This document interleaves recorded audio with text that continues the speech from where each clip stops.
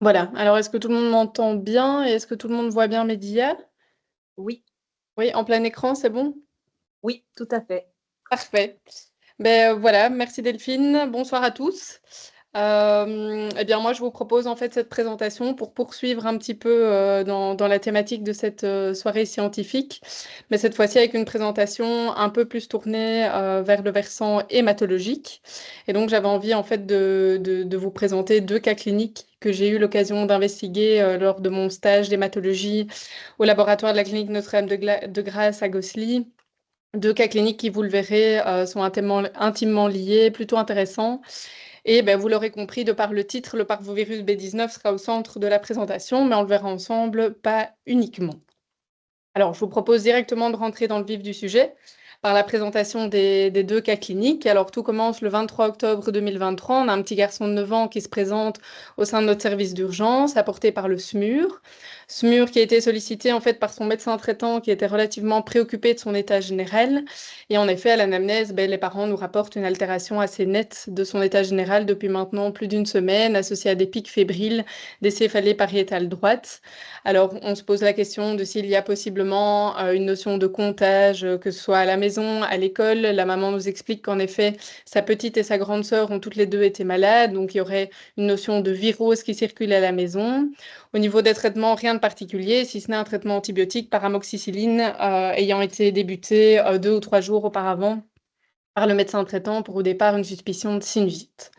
Alors, devant l'état général relativement préoccupant de l'enfant, on réalise d'emblée aux urgences une prise de sang qui révèle, comme vous le voyez, une anémie extrêmement sévère d'apparition brutelle, avec une hémoglobine donc à 3,6 qui justifie la transfusion d'une poche de sang chez nous aux urgences. Et puis, l'enfant est immédiatement transféré en unité de soins intensifs pédiatriques à l'hôpital de Jolimont, où il pourra bénéficier d'un support hémodynamique et à nouveau d'une transfusion supplémentaire.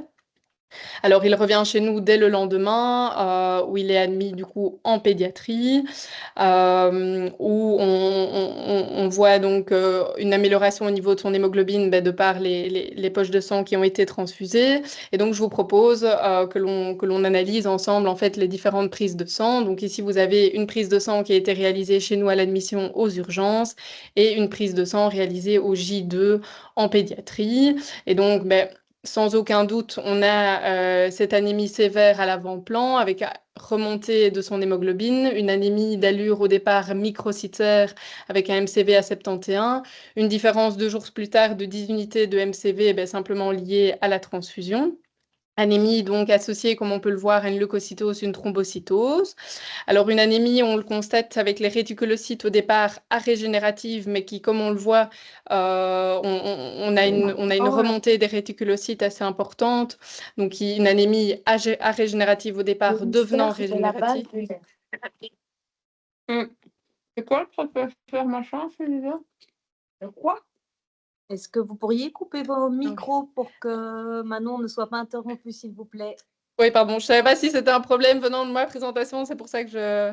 Donc voilà, donc anémie au départ arégénérative, devenant progressivement régénérative, comme on peut le voir, et alors surtout, vous pouvez le voir, on a les stigmates d'une hémolyse, d'une anémie hémolytique avec des LDH augmentés, une aptoglobine indosable, la bilirubine totale, quant à elle, reste dans les normes. Alors, au vu de cette notion de virose, de cette notion de comptage potentiel à la maison, une anémie une anémie d'emblée très sévère d'apparition brutale, on réalise plusieurs sérologies et alors on conclut à une possible anémie d'apparition brutale aiguë d'étiologie possiblement virale au vu du fait que les sérologies reviennent finalement toutes positives, EBV, CMV, mycoplasme, parvovirus B19, positive en IgM. Alors, on conclut bien évidemment une plus que probable réaction croisée au niveau des IgM.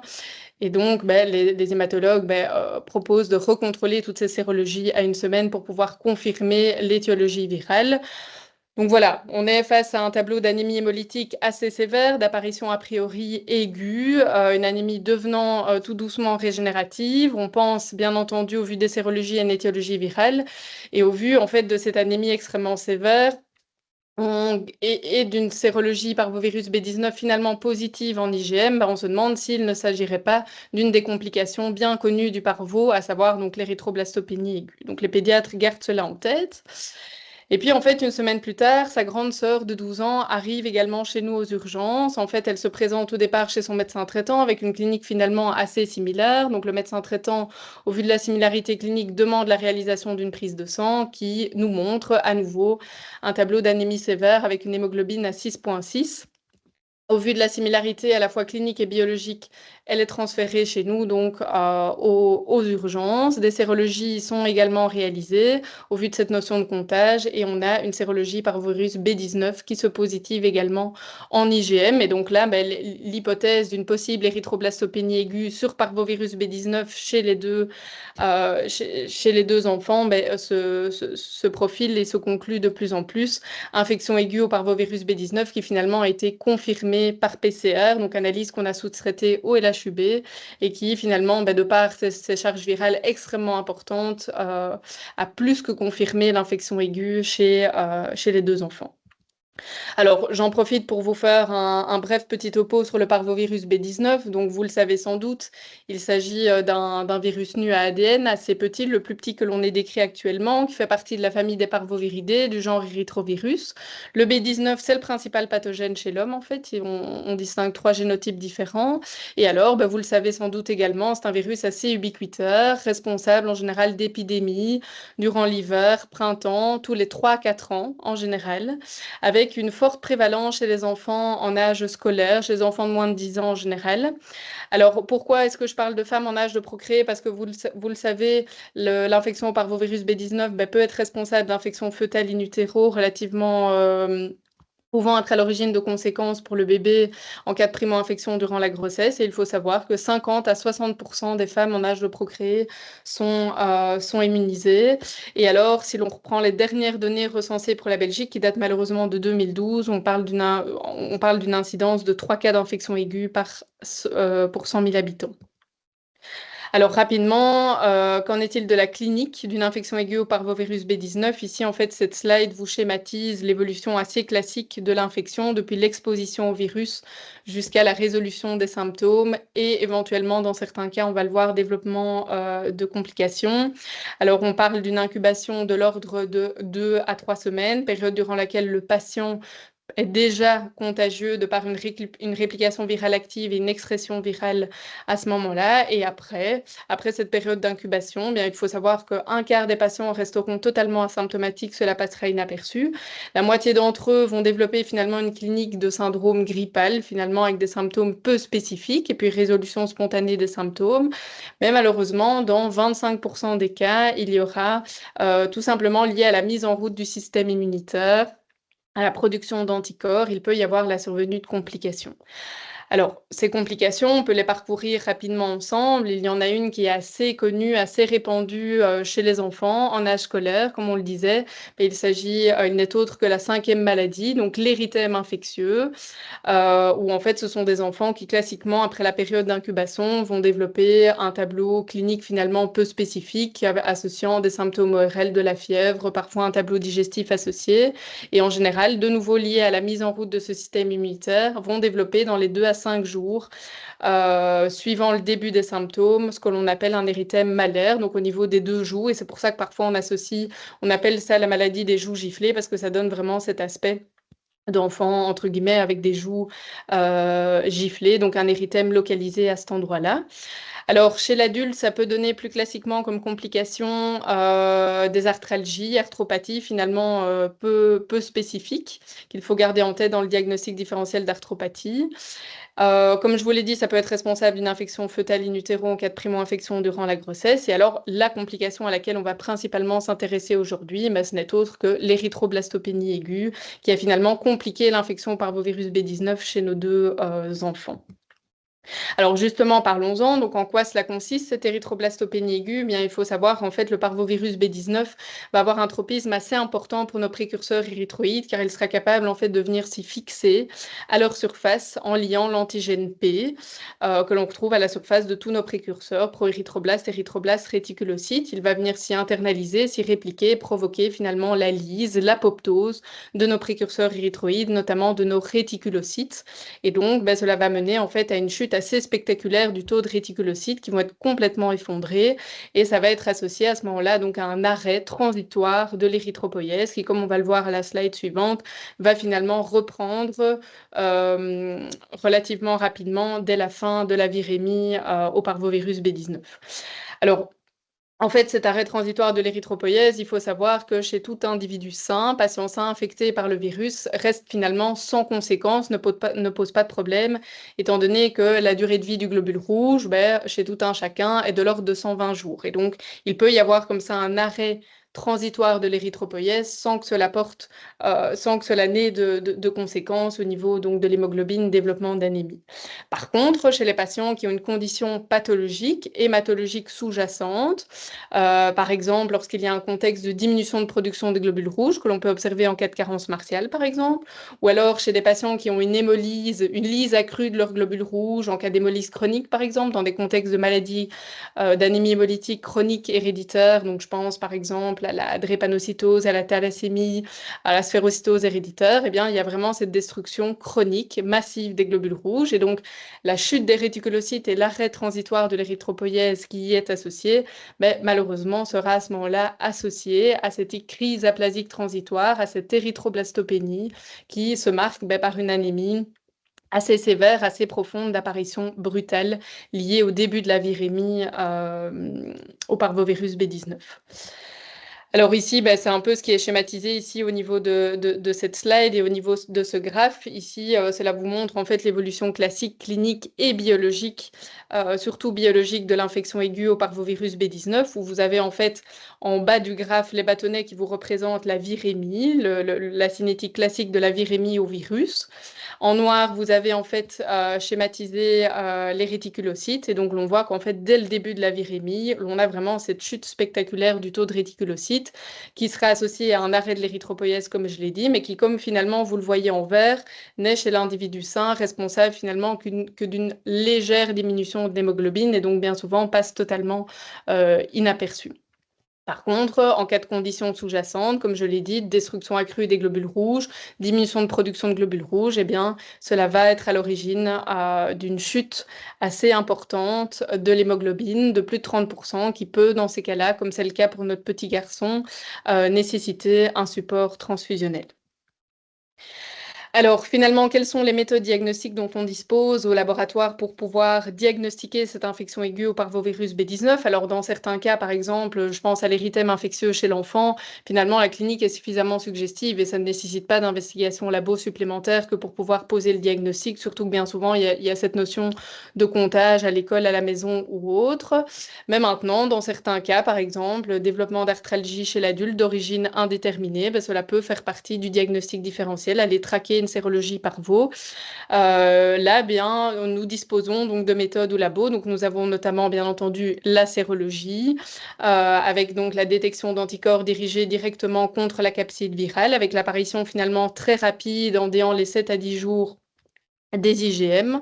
Et donc, comme on a une incubation en fait de l'ordre de 2 à 3 semaines, eh bien, au moment des symptômes, on aura une sérologie déjà significative. Et puis les IgG qui vont faire leur apparition dans les 2 semaines qui suivent l'exposition au virus et qui auront tendance à persister tout au long de la vie du patient. Alors, à côté de cela, on a la biologie moléculaire avec la PCR, alors qui n'a finalement moins d'intérêt chez les patients immunocompétents parce qu'elle peut finalement être rapidement négative dès la fin de la virémie. Par contre, l'on a mis en évidence que chez les patients avec une érythroblastopénie aiguë, comme chez nos 2 enfants, au moment du développement de l'anémie, à ce moment-là, on aura une charge virale très, très, très importante, comme ça a été le cas finalement pour nos 2 enfants, on a pu le montrer. Et donc, éventuellement, la PCR peut avoir un rôle à jouer à ce moment-là. Il faut faire juste attention parce qu'il y a des risques de faux positifs, par exemple chez les patients immunodéprimés qui ont une circulation chronique du virus. À ce moment-là, difficile d'interprétation. La PCR va surtout, je vous ai dit, il y a 3 génotypes différents. La PCR va surtout être dirigée contre le génotype 1. Et donc, si l'on a une infection aux 2 autres génotypes, il peut y avoir un diagnostic raté à ce moment-là. Alors, voilà, donc on a parlé de l'infection par virus B19, des complications que cela pouvait amener, de cette érythroblastopénie aiguë qui, normalement, chez tout individu sain, reste sans conséquence. Mais donc, finalement, qu'en est-il de nos 2 enfants? Si l'on revient à nos 2 cas cliniques, infection aiguë qui a été confirmée, anémie d'apparition soudaine, très brutale, très sévère, d'autant plus chez le petit garçon avec une hémoglobine à 3,6. Et donc, à ce moment-là, on se pose la question de est-ce qu'il n'y aurait pas chez ces 2 enfants-là une condition pathologique sous-jacente? Alors, dans ce contexte-là, il y a plusieurs analyses qui ont été réalisées. Alors, on a pu exclure d'emblée la carence martiale. Leur bilan martial était tout à fait correct. Et donc, à ce moment-là, on se dit, OK, est-ce qu'il n'y a pas une hémolyse chronique sous-jacente chez les 2 enfants? Alors, vu leur âge, vous vous en doutez, j'ai un peu fouillé le réseau de santé wallon. Je n'avais pas énormément d'antériorité de prise de sang. J'ai juste retrouvé une prise de sang pour la grande sœur datant de l'année d'avant, qui montrait quand même déjà à ce moment-là une hémoglobine aux alentours de 10-11, donc ce qui n'est pas énorme, sans carence martiale associée. Alors, il n'y avait pas non plus, parce que souvent, en cas d'hémolyse chronique sous-jacente, c'est dans le contexte d'une pathologie héréditaire du globule rouge. Et ici, il n'y avait aucune histoire familiale pour nos 2 enfants. Donc voilà, on ne savait pas très bien comment expliquer cette érythroblastopénie aiguë et cette anémie aussi sévère sur parvovirus B19. Alors, on a commencé, bien entendu, devant une anémie aussi sévère, à regarder un petit peu la morphologie des globules rouges sur frottis sanguin. Et donc là, déjà, on peut d'emblée remarquer une anisocytose, poïkilocytose assez importante, de même que la présence de quelques sphérocytes au niveau du frottis sanguin. Et donc, au vu de cette morphologie assez complexe, assez atypique, on se demande s'il n'y aurait quand même pas chez les 2 enfants une pathologie héréditaire du globule rouge sous-jacente, pouvant expliquer une hémolyse chronique et pouvant expliquer une telle complication. Et donc, dans ce contexte-là, en fait, on a sous-traité, on a envoyé les échantillons de nos 2 patients au LHUB, donc qui est le Centre national de référence pour le diagnostic des maladies héréditaires du globule rouge. Alors, la recherche du déficit en G6PD s'est avérée négative. Par contre, comme vous pouvez le voir, que ce soit pour le petit frère ou pour la grande sœur, les analyses réalisées au CNR sont revenues positives, en tout cas en faveur d'un diagnostic de sphérocytose héréditaire. Donc, sphérocytose héréditaire qui, comme vous pouvez le constater, a été diagnostiquée comme ça de novo chez des enfants qui, au départ, finalement, étaient asymptomatiques. Et donc, cette pathologie, sphérocytose, qui a été finalement dévoilée sur base grâce, en fait, à l'infection aiguë au parvovirus B19. Alors, la sphérocytose héréditaire, vous n'êtes pas sans savoir qu'elle fait partie en fait de l'entité assez complexe des anémies, des anémies hémolytiques héréditaires. Alors, il faut savoir que les anémies hémolytiques héréditaires, c'est la première cause, c'est la première pathologie, c'est la pathologie hématologique la plus fréquente dans le monde. Alors, la sphérocytose héréditaire, ce n'est pas une pathologie si rare que cela, ça représente quand même 30% des anémies hémolytiques héréditaires, avec une prévalence qui est quand même assez importante au sein de nos populations caucasiennes, donc de l'ordre de 1 cas pour 2000 à 5000 au nord de l'Europe surtout. Et en fait, que se passe-t-il dans la sphérocytose héréditaire? Eh bien, il y a en fait une anomalie génétique. Alors, ça peut être de transmission autosomale dominante, autosomale récessive. Cela va dépendre du type de déficit. Mais il s'agit en fait au départ d'une anomalie génétique qui va être à l'origine d'un déficit protéique au niveau de la membrane de notre globule rouge et qui, comme on va le voir donc, dans les slides qui suivent, va mener en fait à un changement de conformation cellulaire et donc à la formation de sphérocytes qui vont être assez caractéristiques au niveau du frottis sanguin. Alors justement, pour comprendre un peu la physiopathologie de la sphérocytose, donc il faut d'abord en fait comprendre la structure de la membrane de mon globule rouge. Donc j'ai une couche externe qui vous est schématisée en jaune, constituée en fait de phospholipides et de cholestérol, et puis une couche interne qui est constituée principalement du cytosquelette membranaire au niveau du globule rouge, dans lequel on retrouve principalement des protéines de type spectrine. Alors il n'y a en fait aucun contact entre les 2 couches. Par contre, il va y avoir toute une série série, comme vous pouvez le voir, toute une série de protéines enchâssées au niveau de la membrane du globule rouge et qui vont permettre en fait toute une série d'interactions à la fois verticales et horizontales entre les deux couches. Et c'est ce qui va permettre justement de réguler, d'assurer cette capacité en fait de déformabilité, d'élasticité de mon globule rouge qui va lui permettre vraiment de s'insinuer au niveau des capillaires les plus fins de l'organisme.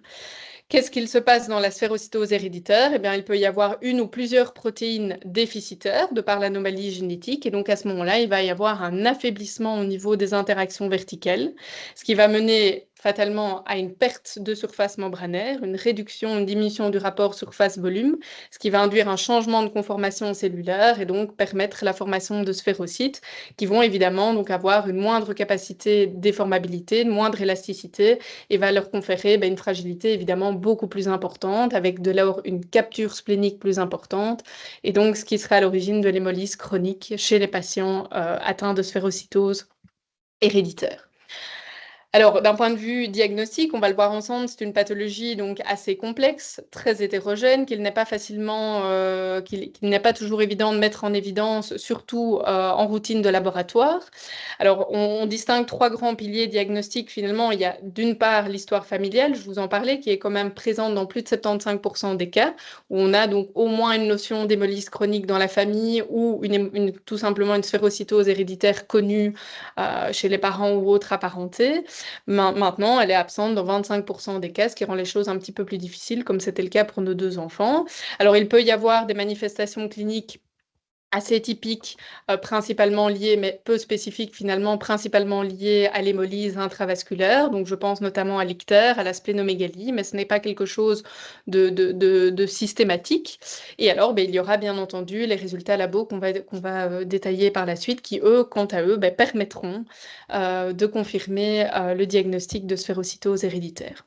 Alors parlons un petit peu très brièvement de la clinique. Donc comme je vous le disais, la sphérocytose, c'est une pathologie extrêmement hétérogène avec une clinique finalement assez variable. On peut aller d'une clinique totalement asymptomatique, comme c'était le cas pour nos deux enfants, qui en fait, hormis la crise aplasique sur parvovirus B19, était totalement asymptomatique, si ce n'est une hémoglobine un peu basse que l'on a pu objectiver dans les prises de sang antérieures pour la grande sœur, mais qui finalement se portait relativement bien, jusqu'à des situations donc de patients avec une anémie hémolytique sévère. Alors au niveau de la symptomatologie, comme je vous le disais, symptômes peu spécifiques liés à l'anémie, d'autres symptômes liés à l'hémolyse intravasculaire, donc lithiase biliaire, ictère, splénomégalie pouvant être associées. Splénomégalie qui finalement n'a très peu de valeur très peu de valeur clinique. Ce n'est pas ça qui va influencer le traitement par splénectomie auquel on peut recourir dans certains cas, sphérocytose héréditaire, pour mettre fin justement à cette hémolyse chronique. Il y a une grande variabilité aussi au niveau de l'âge diagnostique. Souvent, c'est chez l'enfant ou jeune adulte, mais finalement, cela peut survenir à n'importe quel âge. Alors bien souvent, en cas de sphérocytose héréditaire, ça va être à l'origine d'un ictère néonatal chez le nouveau-né, pouvant même nécessiter parfois des échanges transfusionnels, mais ce n'est pas vraiment ça qui va conditionner la sévérité de la maladie plus tard. Mais alors, vous en doutez bien, il y a énormément d'autres facteurs qui sont responsables d'un ictère chez le nouveau-né. Alors pour la petite anecdote, j'avais lu ça donc pour la rédaction des guidelines en 2011 pour le diagnostic de la sphérocytose. Ils avaient réalisé une étude et ils avaient mis en évidence en fait que 1% des ictères néonataux étaient associés en fait à une sphérocytose héréditaire. Alors ce qui nous mène à des prévalences complètement folles de sphérocytose, bien plus importantes que la prévalence de 1 pour 2000 à 5000 que l'on a décrite en début de présentation. Ce serait simplement des faux positifs, entre guillemets, liés au fait que l'hémoglobine fœtale est incapable de lier le 2,3-DPG, et donc ce qui vient perturber en fait les interactions au niveau des protéines de la membrane du globule rouge, et donc ce qui fausse les résultats pour ces analyses à ce moment-là. Alors venons-en finalement à ce qui nous intéresse, les résultats labo. Comment est-ce qu'on diagnostique au laboratoire la sphérocytose héréditaire? Eh bien, on va le voir ensemble. Finalement, ce n'est pas quelque chose de tout à fait évident, surtout en routine de laboratoire. Alors globalement, si l'on a une histoire familiale de sphérocytose héréditaire associée à des manifestations cliniques typiques, associées à quelques paramètres utilisés en routine de laboratoire qui peuvent suggérer un problème au niveau de la morpho des globules rouges, eh bien à ce moment-là, le diagnostic est relativement aisé et ne nécessite pas pas d'investigation ou d'analyse complémentaire. A contrario, dans les cas relativement plus frustres de sphérocytose héréditaire, chez les patients asymptomatiques, comme nos 2 enfants, eh bien, c'est quelque chose qui est beaucoup plus complexe et qui va nécessiter la réalisation d'analyses complémentaires. Et donc, il existe en fait plusieurs lignes de tests d'analyse diagnostique pour cette pathologie. Donc, on a bien entendu les tests de première ligne disponibles sur une prise de sang de routine, que l'on va détailler ensemble. Mais malheureusement, comme je vous le disais, bien souvent, cela ne suffit pas. On n'a encore aucun paramètre suffisamment sensible et spécifique qui permette finalement de diagnostiquer en routine une telle pathologie du globule rouge. Et donc, on va avoir recours à d'autres analyses complémentaires, mais qui malheureusement, à ce moment-là, sont réservées aux laboratoires plus spécialisés, notamment au Centre national de référence. Alors, si l'on détaille rapidement cela ensemble, donc dans les tests de première ligne, il y a évidemment d'abord l'étude de la morphologie des rouges, où dans le cadre d'une sphérocytose héréditaire, on met en évidence une anisocytose poïkilocytose avec la présence de sphérocytes, donc qui sont ces petits globules rouges hyperchromes. Et alors aussi, et c'est ce qu'on a mis en évidence, vous le voyez avec les flèches bleues, et ici entouré, dans certains cas, et c'est assez spécifique d'un type du déficit d'un type de protéine membranaire du globule rouge, la protéine bande 3, on peut avoir l'apparition donc de protéines de globules rouges en champignons, donc les mushroom cells, qui sont donc typiques de ce déficit protéique. Alors, autre chose que l'on peut remarquer à la prise de sang, c'est bien entendu les témoins d'une hémolyse, et donc évidemment une anémie régénérative avec une réticulocytose marquée. Et alors, on a les stigmates de l'hémolyse, comme je vous le disais, les LDH, l'aptoglobine indosable et la bilirubine non conjuguée qui, dans ces cas-là, peut être augmentée.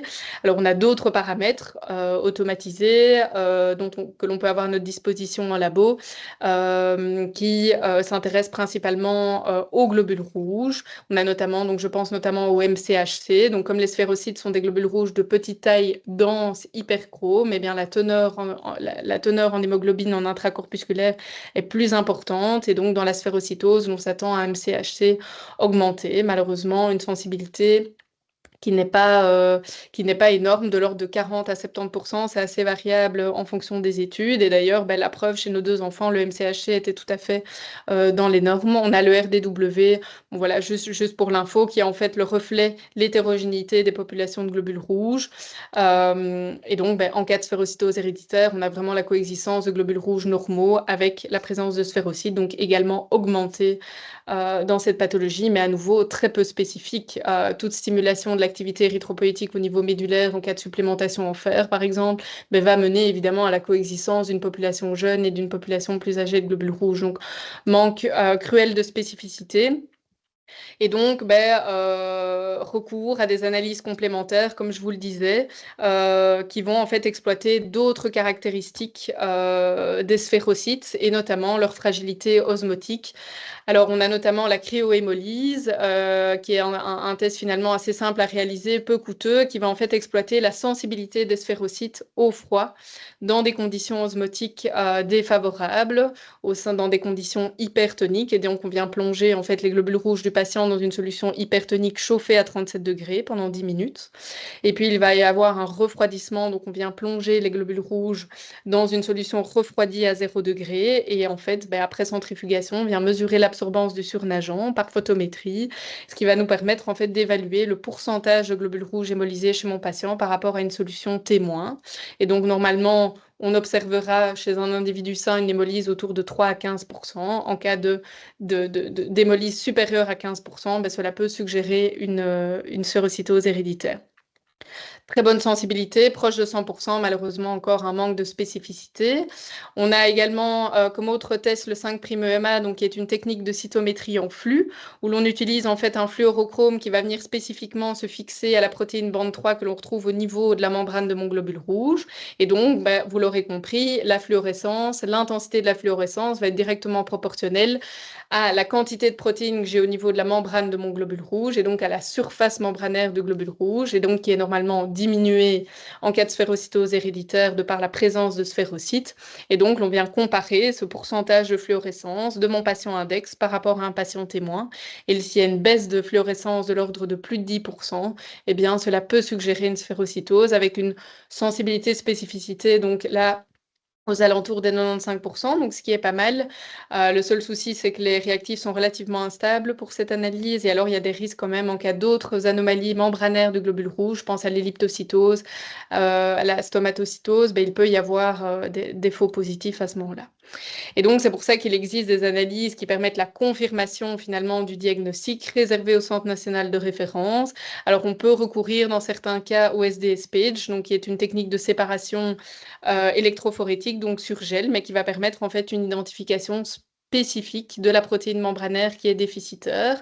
Alors le seul souci, c'est que ça manque quand même de sensibilité pour les cas de mild sphérocytose héréditaire, donc les cas un peu plus douteux, un peu plus frustres, comme c'était le cas finalement chez nos 2 enfants. Et d'ailleurs, en bas de la slide, vous voyez la conclusion rapportée par le CNR, où l'on va en faveur d'une sphérocytose de par la plupart des analyses, mais malheureusement, on n'a pas pu mettre en évidence la protéine déficitaire.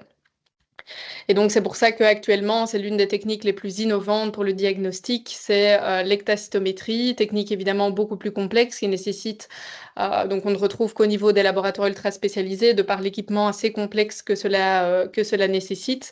Et donc, technique assez innovante, comme je vous le disais, assez performante, car elle va permettre de mesurer de façon spécifique la déformabilité du globule rouge selon des changements de conditions osmotiques de par l'application en fait, de force de cisaillement. Alors, j'ai pas énormément de temps et donc je vais pas m'étendre là-dessus et je ne suis pas non plus spécialisée dans le domaine, mais donc très rapidement, en fait, de par l'application des forces de cisaillement, mon globule rouge va s'allonger et donc ça va être reflété en fait ça va être témoigné par un index d'élongation et donc en fait les résultats de l'ectacytométrie, c'est représenté comme le graphe que vous avez devant les yeux où l'on a cet index d'élongation au fur et à mesure de l'application, donc de changement de conditions osmotiques, de l'application de ces forces de cisaillement. Et dans le cadre de la sphérocytose héréditaire, on regarde principalement 2 paramètres. L'index d'élongation maximale, alors qui, vous l'aurez compris, dans la sphérocytose héréditaire sera diminué de par ses moindres déformabilités et l'élasticité du globule rouge. Et alors, on regarde un deuxième paramètre qui est l'osmolalité, l'eau mine, qui est en fait l'osmolalité à laquelle 50% de mes globules rouges sont lysés. Et donc, vous l'aurez compris, dans la sphérocytose héréditaire, de par une fragilité osmotique plus importante de mes globules rouges, eh bien, il va y avoir une osmolalité minimale, donc une eau mine qui est augmentée, tout simplement donc de par le fait qu'on arrive beaucoup plus rapidement à une osmolalité moins basse, on arrive beaucoup plus rapidement à ces 5%, ces 50% pardon, de lyse de globules rouges. Et donc ici, très rapidement, vous aviez en fait les résultats du LHEB et de l'ectacytométrie pour nos 2 enfants. En vert, la courbe du patient témoin. En rouge et en bleu, la courbe des 2 enfants. Et donc, dans les 2 cas, on peut objectiver donc cette diminution de l'EI max, donc de l'index d'élongation maximale. Et à contrario, on a cette augmentation de l'eau mine, témoin de l'osmolalité, de la fragilité osmotique pardon, des globules rouges chez nos 2 enfants. Alors, vous le voyez, c'est relativement fastidieux de pouvoir avoir un diagnostic ou en tout cas une suspicion de sphérocytose héréditaire, en tout cas sur une prise de sang de routine en laboratoire de routine, parce que finalement, comme je vous l'ai dit, aucun paramètre suffisamment sensible et spécifique que pour pouvoir aboutir au diagnostic. Et donc, le challenge, c'est finalement, est-ce que l'on a à notre disposition des alternatives diagnostiques, des paramètres que l'on pourrait exploiter en routine qui pourraient être efficaces pour le screening de ce type de pathologie. Et en fait, on a remarqué au fur et à mesure, ça a été bien décrit, que la perte de surface membranaire liée au déficit protéique, elle a lieu bien entendu au niveau des globules rouges périphériques avec la présence de sphérocytes, mais cette perte de surface membranaire, ce déficit protéique, il a déjà une incidence, un impact au niveau de nos précurseurs érythroïdes. Et donc, cette perte de surface, cette diminution du rapport surface-volume, elle a déjà lieu au stade réticulocytaire. Et ça, c'est parce qu'en fait, le déficit génétique de la protéine va déjà mener à des erreurs dans le processus de remodelage, des erreurs dans le tri des protéines, va déjà mener en fait à des anomalies d'assemblage au niveau de la membrane du globule rouge. Et donc, ça, c'est vraiment intéressant parce que l'on se dit, si l'on parvient à exploiter des paramètres réticulocytaires automatisés sur nos automates, qui parviennent à mettre en évidence donc déjà des réticulocytes de plus petite taille hyper dense, ben, cela permettrait finalement un screening, un dépistage efficace de ce type de pathologie en labo d'hématologie de routine. Alors parmi ces paramètres réticulocytaires, eh bien, il y en a que l'on connaît bien maintenant, notamment la fraction immature des réticulocytes, que l'on trouve notamment sur Sysmex, mais qui reste quand même difficile à exploiter, qui est disponible maintenant sur la plupart des automates, mais qui malheureusement manque de spécificité parce que c'est le témoin en fait d'une activité érythropoïétique accélérée.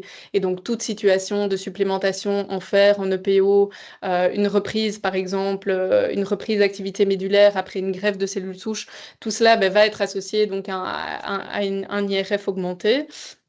Donc finalement, bonne sensibilité, mais peu de spécificité. Et donc, on a d'autres paramètres réticulocytaires que l'on va détailler ensemble, à savoir le MRV et le MSCV, qui quant à eux sont plutôt disponibles sur les automates Beckman, sur le DXH.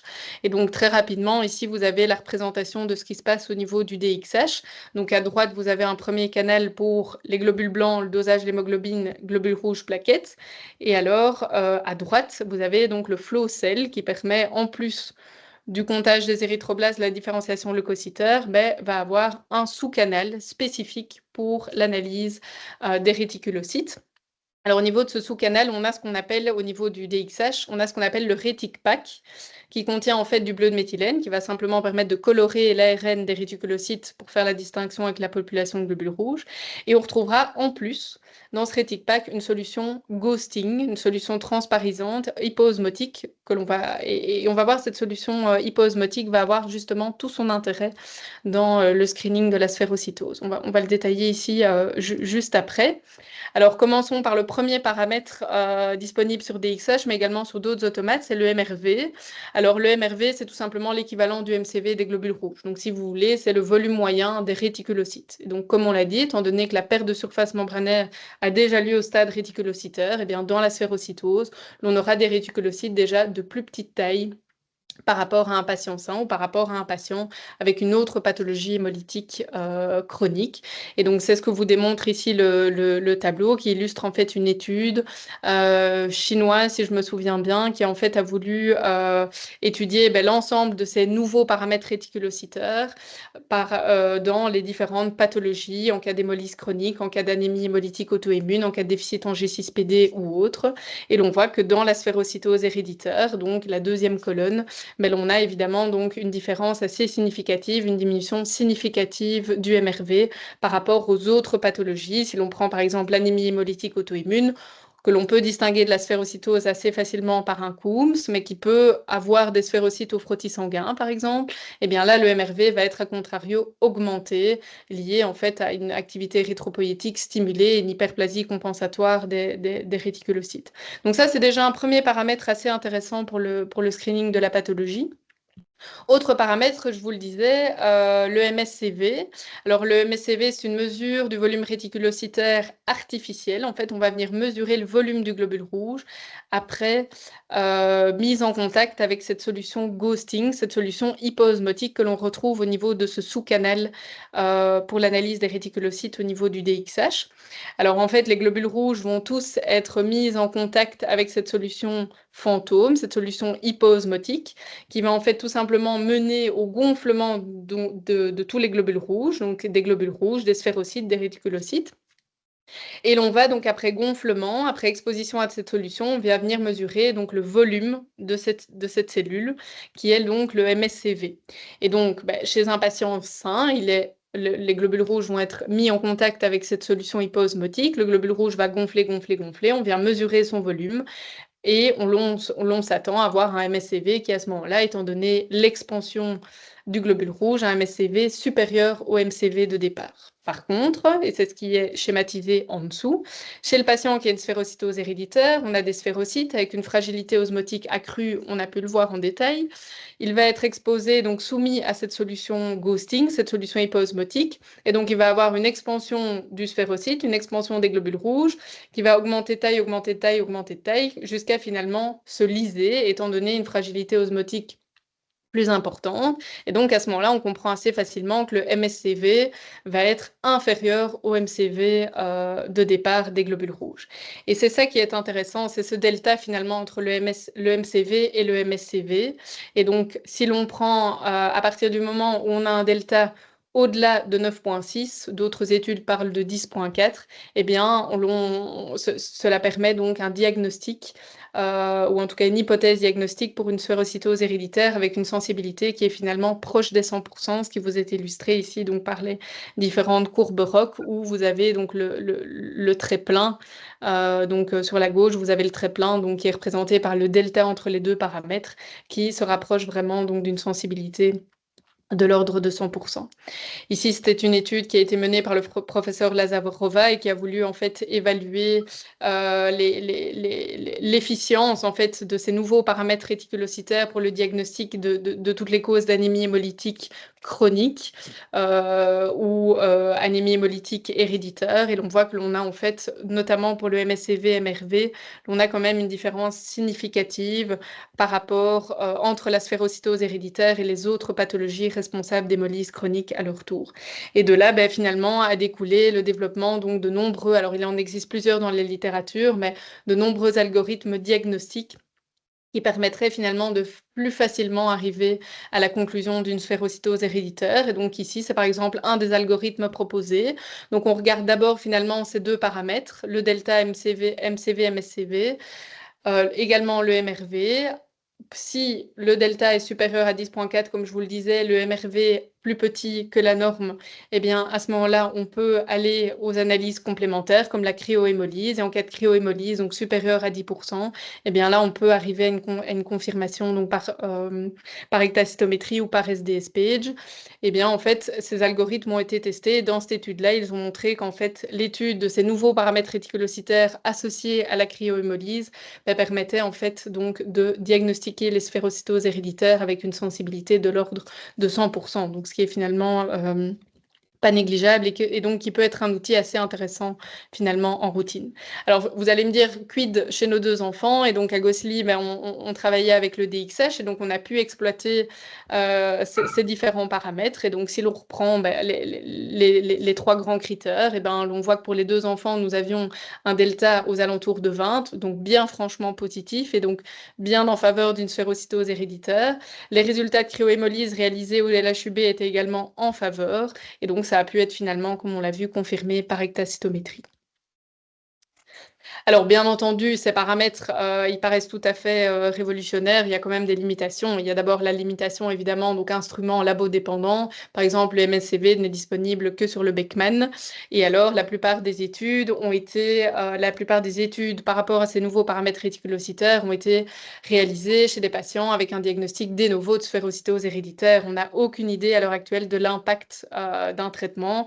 Par exemple, chez des patients qui ont eu une splénectomie dans le contexte de leur sphérocytose héréditaire, un patient après une greffe de cellules souches hématopoïétiques, par exemple, en post-greffe dans le cadre d'une thalassémie ou autre. Donc là, il y a vraiment un besoin d'études supplémentaires par rapport à ce type de population. Voilà, donc qu'est-ce que l'on peut retenir? En tout cas, pour le diagnostic de la sphérocytose héréditaire, on l'a vu ensemble, pas si évident que cela, surtout en routine de laboratoire. Et donc, bien entendu, les tests de première ligne, évaluer toujours la morphologie des rouges, ça commence toujours par là.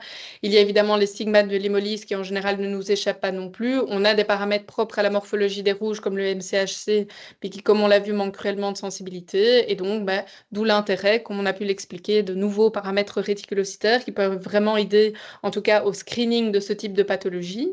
Alors, et ensuite, les analyses donc, complémentaires, mais réservées aux laboratoires plus spécialisés, notamment l'ectacytométrie, le SDS-PAGE, réservé au CNR, ici au LHUB. Alors simplement pour la petite histoire, que sont devenus donc nos deux enfants? Eh bien donc vous l'aurez compris, on leur a préconisé un suivi hémato régulier, donc ils sont suivis maintenant au GHDC avec une écho abdominale tous les ans, un programme de vaccination spécifique évidemment lié évidemment au risque d'asplénisme fonctionnel lié à l'hémolyse chronique. Et alors il y a certains enfants qui dans ce cadre-là font l'objet d'une splénectomie, donc attention à la vaccination. Et alors bien entendu, étant donné le caractère génétique de la maladie. Et ben, on a investigué auprès de la famille. La maman est revenue négative, ses analyses sont revenues négatives. Par contre, on a eu des analyses en faveur d'une sphérocytose héréditaire chez le papa. La petite sœur, par contre, née en 2016, ses analyses sont revenues également négatives. Voilà, je voulais terminer par là.